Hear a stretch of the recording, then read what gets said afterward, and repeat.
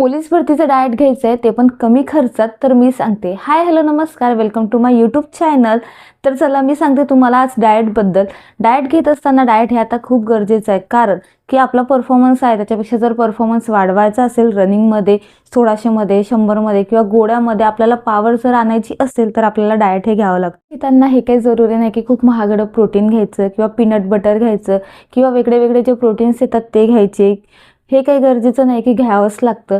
कमी खर्चात आणि आपलं घरगुती डाएट हे खूप भारी असतं, त्याच्यामुळे तेच करा. जास्त काही डोक्याला ताण लावून किंवा जास्त काही पैसा खर्च करू नका डाएटमध्येच, कारण आम्ही पण केलं आहे त्याच्यामुळे सांगतोय कसं असतं कसं नाही. तर चला व्हिडिओ पूर्ण बघा. आता कॉम्पिटिशन खूप वाढली आहे, त्याच्यामुळे आपल्याला डाएटची गरज असते किंवा डाएट हे आपण रनिंगमध्ये घेतोच, हे तर सगळ्यांना माहिती आहे. किंवा अकॅडमी वगैरे जे लावतात त्यांना डाएट वगैरे हे ग्राउंडच्या वेळेस समजावून सांगतातच.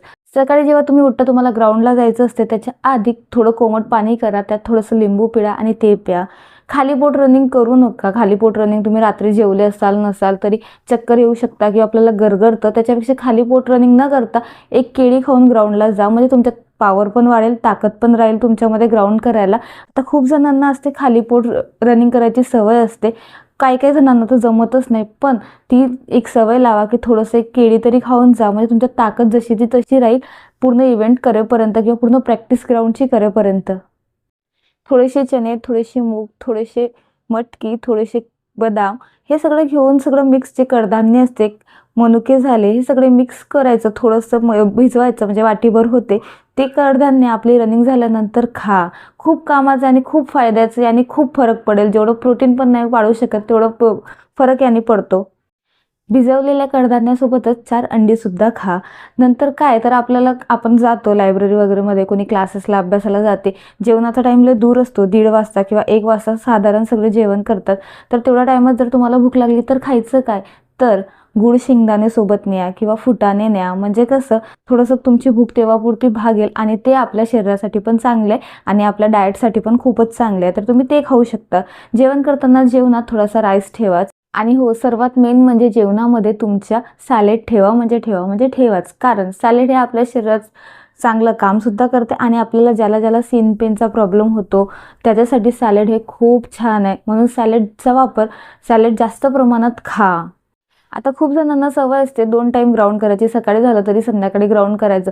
जेवण होतं 1:30 वाजता आणि आपण ग्राउंडला जातो 4 वाजता. तेवढा जो खाली पिरियड असतो तेवढ्यामध्ये आपल्या पोटाला भूक पण लागू शकते किंवा थोडंसं काहीतरी खायचं म्हणून तुम्ही एक केळी तेव्हा पण खाऊ शकता. एक केळी खाऊन जर ग्राउंडला गेले तुमचं ग्राउंड पण छान आहे. ग्राउंड झाल्यानंतर पण आपल्याला परत भूक लागते, तेव्हा पण तुम्ही हे आपलं शेंगदाणे किंवा आपले खारे फुटाणे खाऊ शकता. आणि या डाएटमध्ये सर्वात महत्त्वाचं असते म्हणजे पाणी तुम्ही जेवढं जास्त प्याल तेवढं चांगला फायदा आपल्या शरीराला लागतो. तर त्याच्यामुळे पाणी जास्त प्या. 4 किंवा 5 लिटर पाणी हे रोजचं तुमचं पिल्या गेलं पाहिजे, कारण तुम्ही ग्राउंड करता, मेहनत करता, त्यासाठी पाणीही पिल्या गेलं पाहिजे. म्हणून जास्तीत जास्त पाणी हे तुम्ही प्या. ज्यांना शक्य आहे ते पण रोजच्या जेवणामध्ये चिकन खाऊ शकता, म्हणजे संध्याकाळचं जे जेवण असतं त्याच्यामध्ये बॉईल चिकन तुम्ही खाऊ शकता. ज्यांना रोज शक्य आहे ते खा. ज्यांना नाही शक्य त्यांनी आठवड्यातून 2 वेळाही खाल्लं तरी चालते. चिकन 2 वेळा खा आठवड्यातून. आणि जे व्हेज असतील त्यांनी सुद्धा आपल्या डाएटकडे जरा जास्तच लक्ष ठेवा. आपलं नॉर्मल डाएट जरा चालूच ठेवा. फरक काही दिसत नाही, याच्यासाठी कोणी कारणीभूत नसतं. त्याच्यामुळे तुम्ही रनिंग, डाएट ह्या सगळ्या गोष्टी प्रॉपर करा. त्याच्यामुळे तुमचा इफेक्ट ग्राउंडवर सुद्धा दिसेल. तुमच्या इव्हेंटमध्ये फरक पडेल. जे आज तुमचं 41 मार्क्सचं असेल ते 43 मार्क्सचं तुमचं ग्राउंड होईल. गोडा आउट ऑफ जात नसेल तर गोडासुद्धा जाईल. पण डेली आणि कंटिन्यू केलं पाहिजे. कंटिन्यू केलं तरच होऊ शकते, नाहीतर काहीच होऊ शकत नाही. कंटिन्यूपणा जर असला आपल्यामध्ये, डाएट प्रॉपर करायचं, ग्राउंड करायचं, तर सगळं शक्य आहे, सगळं चांगलं होईल.